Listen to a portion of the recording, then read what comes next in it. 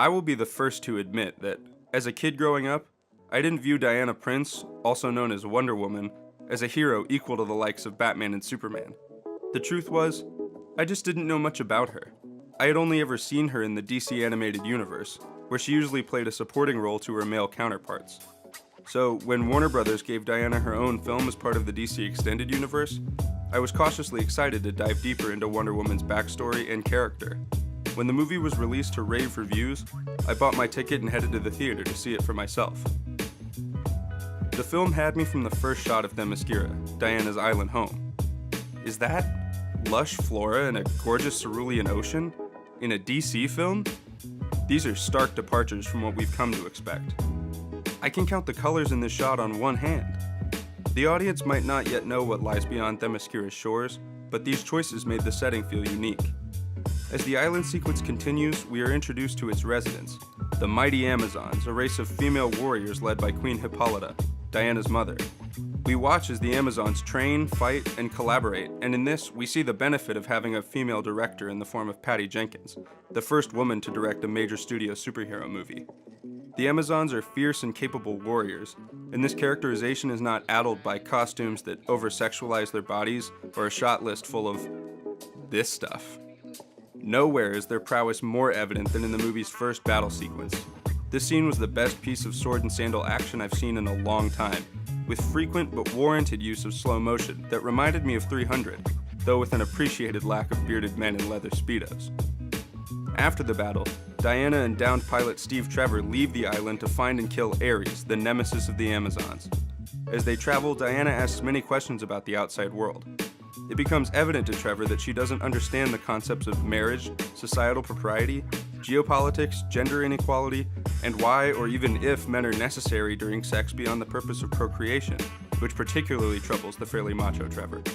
Rather than seeming stupid because of her ignorance, Diana's remarks serve to show the flaws in our own society, all of which are exacerbated by the movie's early 20th century setting.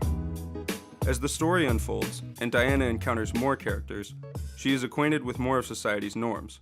When Etta Candy, Trevor's secretary, describes her job to the confused Themysciran, Diana says it sounds like slavery, and when she questions the fighting practicality of the clothes they want her to wear, Etta assumes she means fighting for suffrage, not on the battlefield.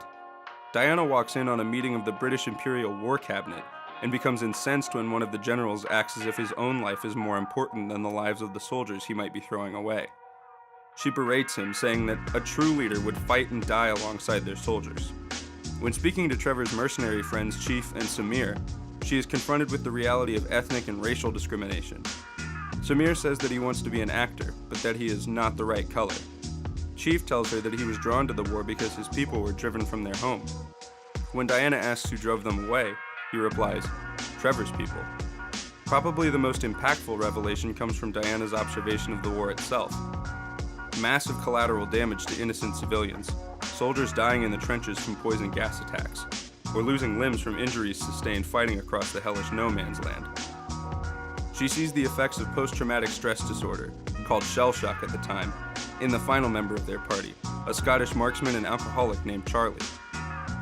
This serves to show Diana, who was in her youth eager to fight, the toll that war takes on those caught up in it. This lesson that she learns is part of the dynamicity of her character. She begins as a brash and impulsive warrior who wants to save the world, and learns and grows as her story progresses. By the end of the film, Wonder Woman's main theme is laid bare. Love will triumph over hatred. Humanity derives purpose not from the conflict of war, but from the togetherness of peace. Though this may seem like a lot for one movie to deal with, Wonder Woman does not overextend itself.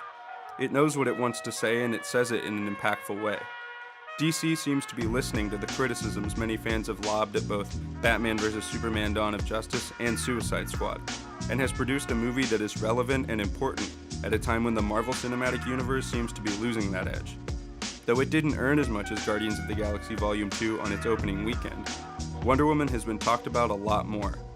It captured the zeitgeist, and its messages resonate with a passionate fan base, hoping that DC has stopped what seemed like a rushed attempt to push out the Justice League to catch up with the success of the Avengers, in favor of crafting a story that is both socially conscious and provides depth and exposure to one of their most important and underrepresented characters. In the minds of today's young fans, Diana of Themyscira stands atop the tallest pedestal of the DC Trinity. I hope that Wonder Woman can inject some of its magic into the upcoming Justice League, not only because that's what the DC Extended Universe needs, but because it's what fans deserve.